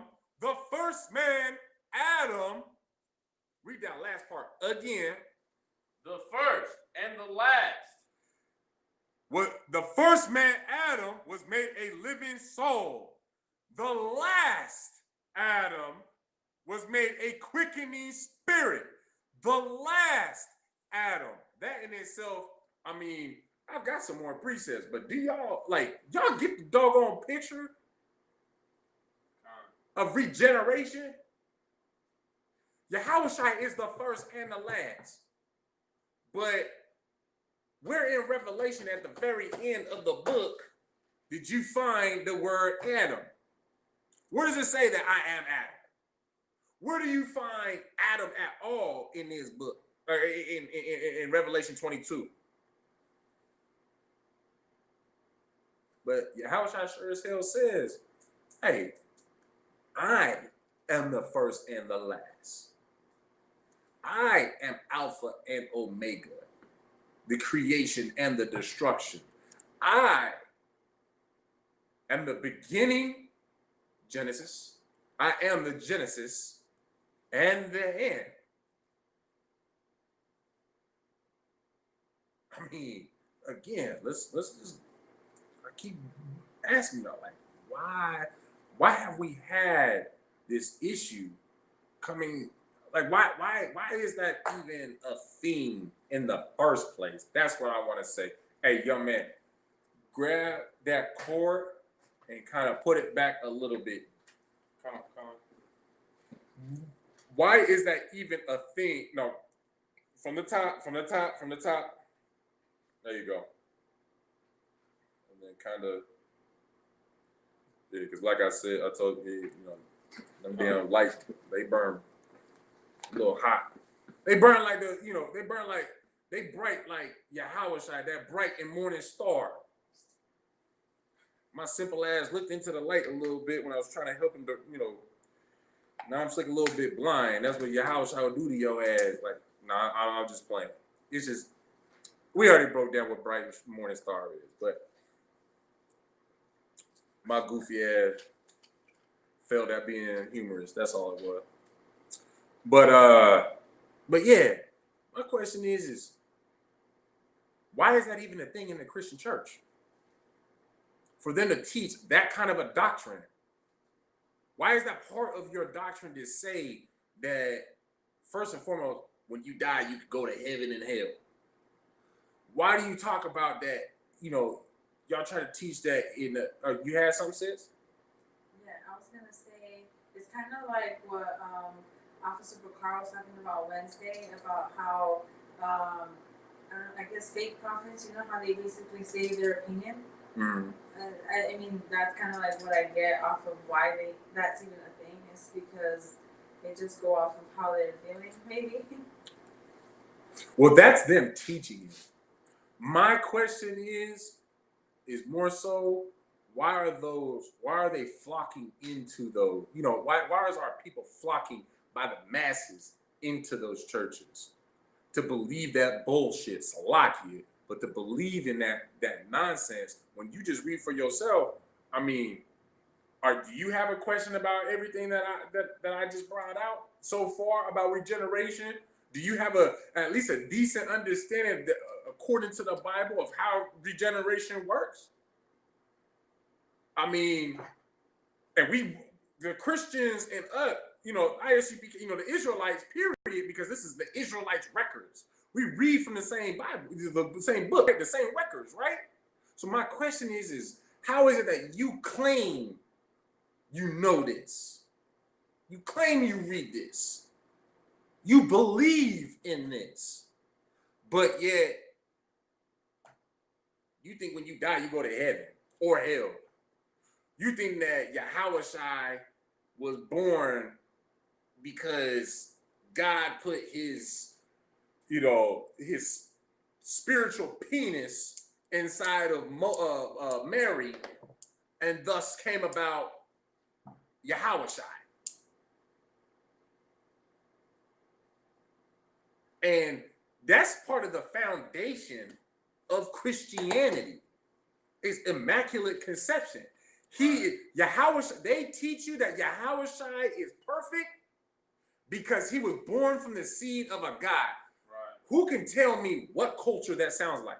What culture does that state of mind, where does that stem out of? Go ahead. Christians culture? That is the Christians teaching that. No sweat. Go ahead. Not the Egyptologists, but okay, you want to give it another shot? The Romans? The Romans. Because what is Hercules? Oh, no, so like it, not Hercules. Because he actually had both his parents were gods, supposedly. I'm trying to think of keep it a butt. That's like one of the only ones I know to keep it a butt. But the Romans and the Greeks believed in something called a demigod. Baba Kashai, real quick, look up the word demigod. It's D-E-M-I, God, demigod.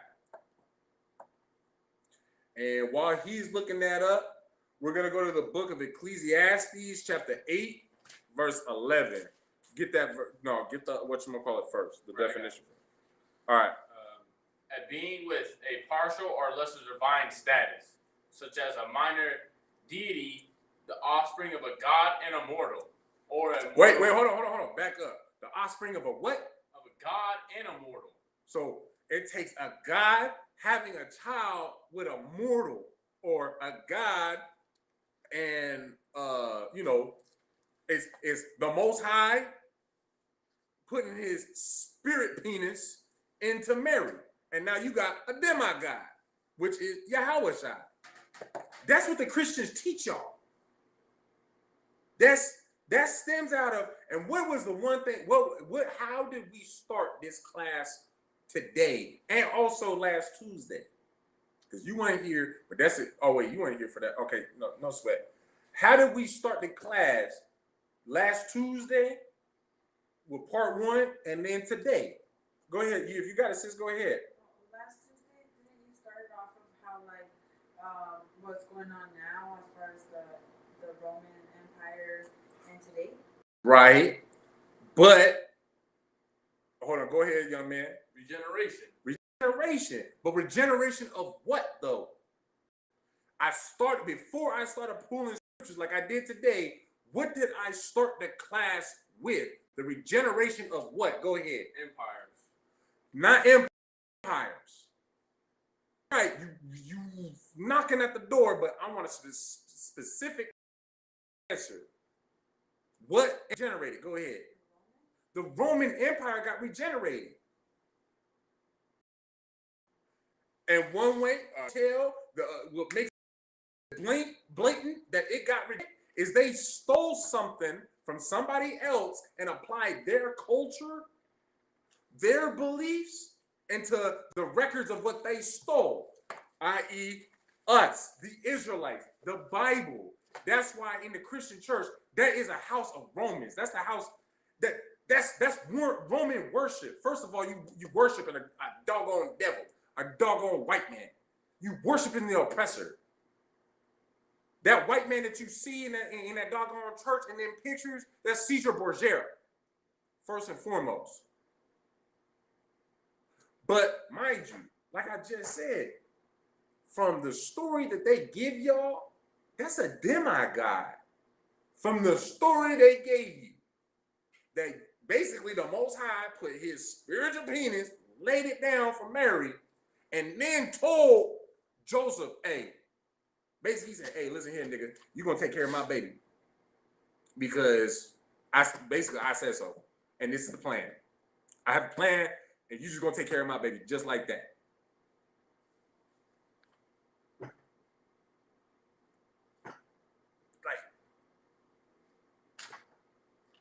Does anybody not understand how just ridiculous that is?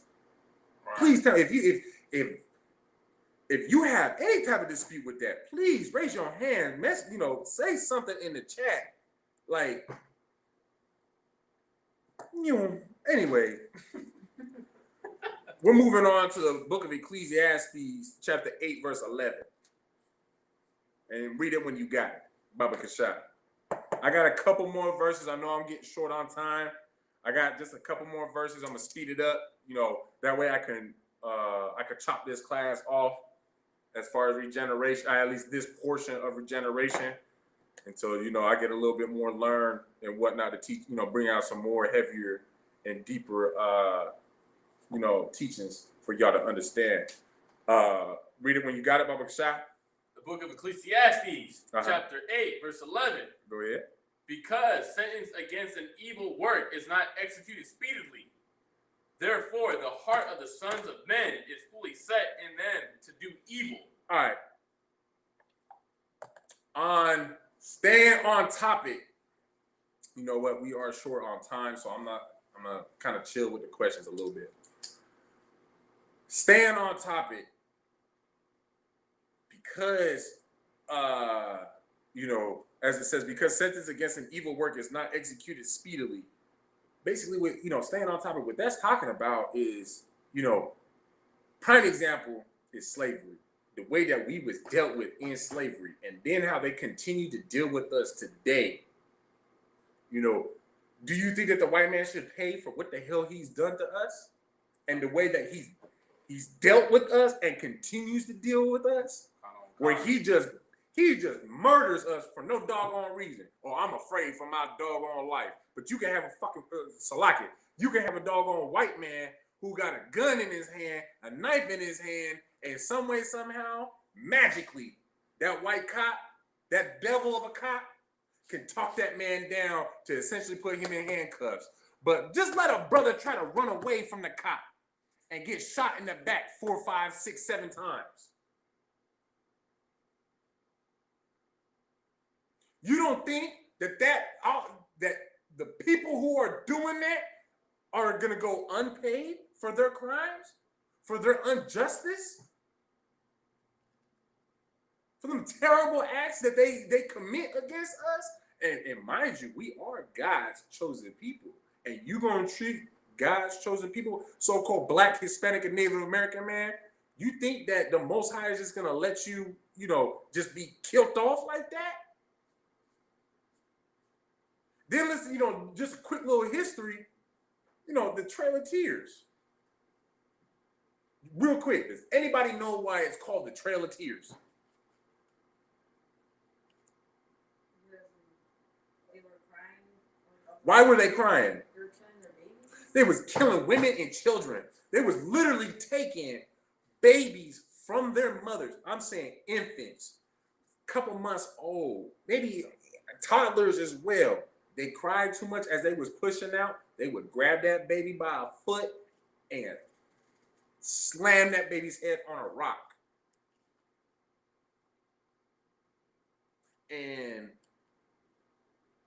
they haven't received the punishment for that type of evil act. First of all, how sick do you have to fucking be, Salakia? How sick do you have to be to take a baby from their mother? For whatever reason, I don't care if that baby was bawling his eyes out. There wasn't enough food. There was the mother was walking too slow. What have you?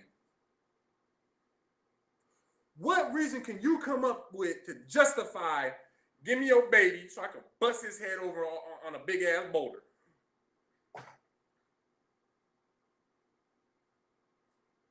And I'm supposed to forgive you and your people. I'm supposed to forgive, as an Israelite. I'm supposed to forgive what your forefathers did, you doggone devils. What you did to my forefathers, what you did to my ancestors, when you had horrendous acts such as this. Salakia. And then, mind you, that's what they was doing then. What, it's any different today? Is it any different today? That's technically a form of abortion in itself, if you think about it. And what just recently got, that's been recently put into works to get passed. To basically you can push the baby out and then kill the baby. That is the new abortion. Well, at least from when I was reading it. I don't know if it actually got passed, but y'all can look it up for yourselves.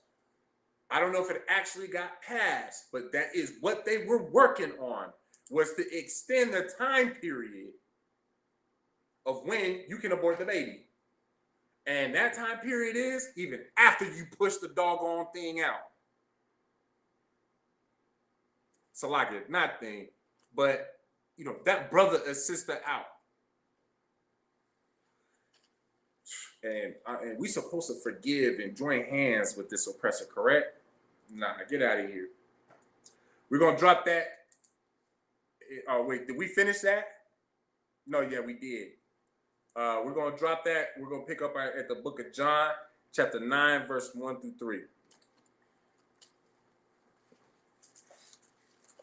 And you know what? No, Salakia. We're gonna wrap it up with this. We're gonna do one more. We're gonna go to the book of Obadiah, since that was the last one that I read, just to kind of wrap this up on something that y'all can ponder on, tie together. So like it, let me get there myself. Obadiah only has one chapter.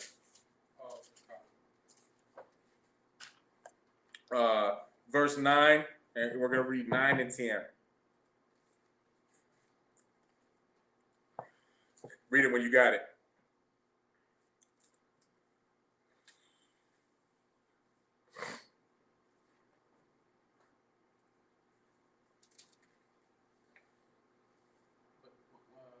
Nine and 10. Kind of.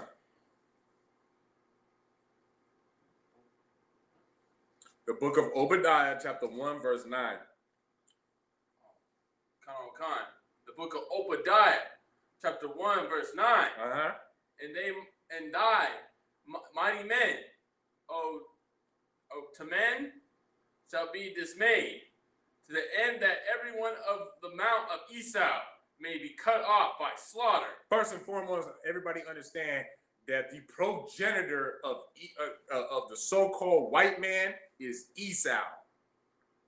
Now, this just said that those that come from the lineage of Esau are going to be cut off by slaughter. By slaughter. Everybody is worried about, talking about how the scientists are saying by, this year, the so-called white man, because of the way that they aren't able to reproduce like everybody else, they're gonna die off because we're basically gonna breed them out. But the Most High is telling you, nah, that is too merciful for what you have done to my children, for what you have done to the chosen people, to what you have done to the so-called Black, Hispanic, and Native American man, for what you have done to Israel. That's too simple. Read the last part again. To the end that everyone of the mount of Esau may be cut off by slaughter. So no, that's so simple. Nah, we killing you off. You will be killed. You will be murdered. You will be murdered on the scale of what you try to put us on, the Black, Hispanic, and Native American.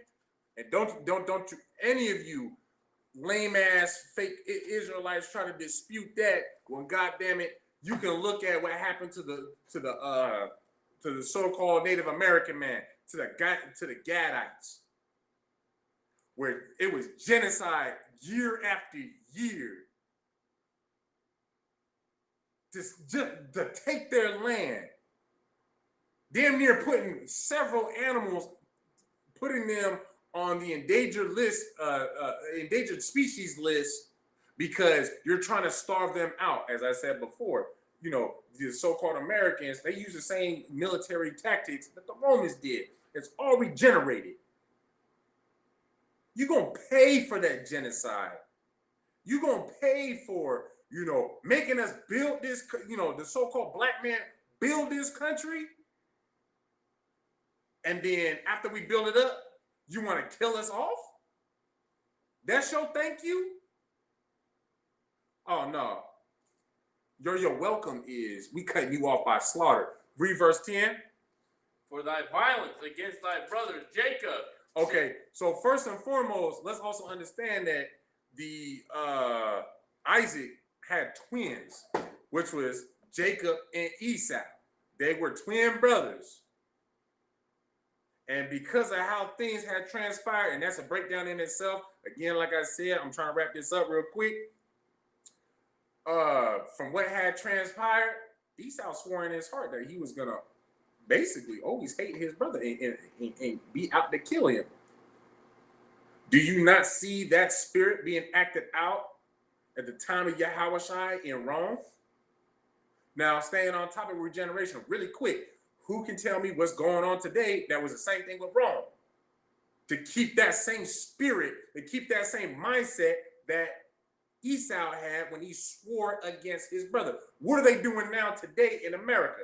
Young man, They're killing us. They're killing us. For no reason. Because they feel threatened. Read 10 from the top, go ahead.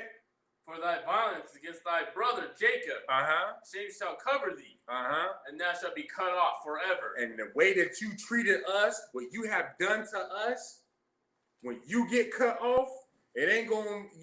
You ain't gonna have the mercy and the grace that the Most High has given the so-called Black, Hispanic, and Native American man. You ain't gonna have the opportunity that we had, because you took it so far to be as violent and just disgusting as y'all are, so-called white man, Esau. Because of that, when you get cut off by slaughter, it's so that you never come back and walk this earth again. And with that, clap it up. That's the end of class. We're gonna wrap it up. And class dismissed.